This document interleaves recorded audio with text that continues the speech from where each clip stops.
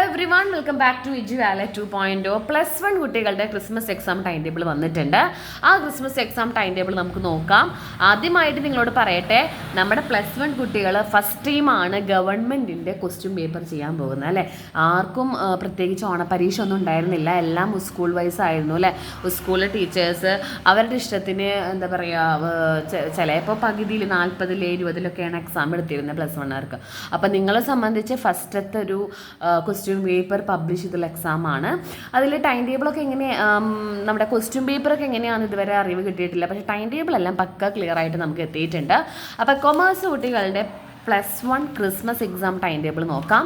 നിങ്ങൾക്ക് എല്ലാവർക്കും exam afternoon സെക്ഷനാണ്, മീൻസ് ഉച്ചയ്ക്ക് ശേഷമാണ് നമുക്ക് എക്സാം വരുന്നത്. 9-ാം തീയതി സ്റ്റാർട്ട് ചെയ്തിട്ട് ഒരു 19-ാം തീയതിക്കുള്ളിൽ നമ്മുടെ എക്സാമുകളെല്ലാം കഴിയും. അപ്പോൾ +1 കുട്ടികൾക്ക് ഫസ്റ്റ് എക്സാം വരുന്നത് ലാംഗ്വേജ് ആണ്. 9-ാം തീയതിയാണ് നമുക്ക് ലാംഗ്വേജ് വരുന്നത്. പിന്നീട് 10-ാം തീയതി ഇംഗ്ലീഷാണ് വരുന്നത്. 11-ാം തീയതി ബിസിനസ് സ്റ്റഡീസ്, 12-ാം തീയതി മാത്സ്, ദെൻ 13-ാം തീയതി ഇക്കണോമിക്സ് ആണ് വരുന്നത്. 16-ാം തീയതിയാണ് അക്കൗണ്ടൻസി. അപ്പോൾ അക്കൗണ്ടൻസിക്ക് നമുക്ക് ഇവിടെ ഒരു 2 days ഉണ്ട്. ഓക്കെ, ദെൻ സ്റ്റാറ്റിസ്റ്റിക്സ് ഉണ്ട്. Statistics computer application. ഇതിൽ നിങ്ങൾ നോക്കുകയാണെങ്കിൽ സ്റ്റാറ്റിസ്റ്റിക്സും കമ്പ്യൂട്ടർ അപ്ലിക്കേഷനും മാത്സും ചില സ്റ്റുഡൻസിന് 3 ഉണ്ടാവില്ല, ഇതിലൊരു വിഷയം ഉണ്ടാവുള്ളൂ. അപ്പം മാത്സ് എടുത്ത കുട്ടികളാണെങ്കിൽ നിങ്ങൾക്ക് എക്സാം 16-ാം തീയതി ആകുമ്പോഴേക്കും അവസാനിക്കുന്നുണ്ട്. പിന്നെ ഫസ്റ്റത്തെ വീക്കിൽ തന്നെ മെയിൻ ഒരുവിധം എല്ലാ പരീക്ഷയും കഴിയുകയാണ് അല്ലേ. സെക്കൻഡ് വീക്കിൽ കടന്നാൽ നമുക്ക് അക്കൗണ്ടൻസി മാത്രമേ നമുക്ക് അവിടെ വലിയൊരു മെയിൻ സബ്ജക്റ്റ്, കോർ സബ്ജക്റ്റ് നമുക്ക് പറയാനായിട്ടുള്ളൂ.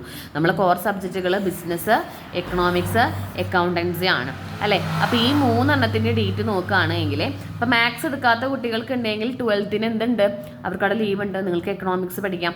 അതുകൊണ്ട് തന്നെ സ്റ്റാറ്റും കമ്പ്യൂട്ടർ ആപ്ലിക്കേഷനും ഇതിൽ ഏതെങ്കിലും ഒരെണ്ണം എടുത്ത കുട്ടികളാണെങ്കിൽ മാത്സ് ഇല്ലെങ്കിൽ നിങ്ങൾക്ക് ആ ദിവസം യൂസ് ചെയ്യാം. പക്ഷേ മാത്സ് സബ്ജക്റ്റ് എടുത്തവർക്ക് 16-ാം തീയതി എക്സാം കഴിയുകയും ചെയ്യും. അപ്പോൾ നിങ്ങളുടെ ടൈം ടേബിൾ വലിയ ബുദ്ധിമുട്ടുള്ള ടൈം ടേബിൾ ആയിട്ട് തോന്നുന്നില്ല. പക്ഷേ നമുക്ക് പഠിക്കാനുള്ള ടൈം വളരെ കുറവാണ്.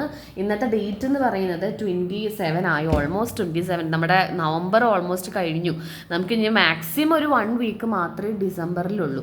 അപ്പോൾ ആ 1 വീക്ക് കൊണ്ട് നിങ്ങളെല്ലാം പഠിക്കേണ്ടതായിട്ടിരിക്കുന്നു. മെയിൻ സബ്ജക്റ്റുകളും അതുപോലെ തന്നെ കോർ സബ്ജക്റ്റുകളും എല്ലാം പഠിക്കേണ്ടതായിരിക്കുന്നു. ഹാഫ് ഏർലി എക്സാം ആയിരിക്കും. അത്യാവശ്യം നല്ല പോർഷൻസ് നമുക്ക് എക്സാമിന് ഉണ്ടാവും കേട്ടോ.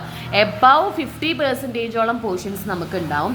അപ്പോൾ ഇനി മുതൽ നമ്മൾ ഡെയിലി വീഡിയോസ്, അത് മോസ്റ്റ് നമ്മൾ exam oriented, Christmas exam oriented ആയിട്ടുള്ള വീഡിയോസ് ആയിരിക്കും അപ്ലോഡ് ചെയ്യുക. അപ്പോൾ എല്ലാവരും എന്തായിട്ട് അവെയർ ആയിരിക്കുക, പഠിക്കാനായിട്ട് ശ്രദ്ധിക്കുക.